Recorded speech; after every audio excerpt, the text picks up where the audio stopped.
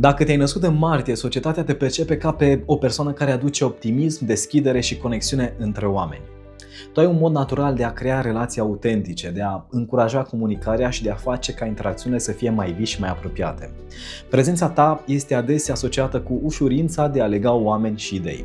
Acest rol social devine o resursă importantă atunci când este asumat conștient.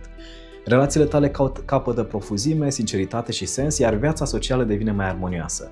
Când acest rol este ignorat sau trăit superficial, poate apărea risipirea energiei, lipsa de consistență sau dificultatea de a menține conexiuni stabile. Pentru cei născuți în martie, lecția socială este despre autenticitate, a construi relații reale bazate pe deschidere și optimism, fără a te pierde în dorința de a fi pe placul tuturor. Astăzi fac o extragere în care ofer o numerogramă personalizată scrisă. Scrie data ta de naștere în comentarii și intră în canalul privat Claritate cu Alexandru accesând linkul din bio. Data nașterii în comentarii și înscrierea în canal este condiția pentru a participa la extragere. Câștigătorul îl voi anunța în canalul Claritate cu Alexandru. Succes!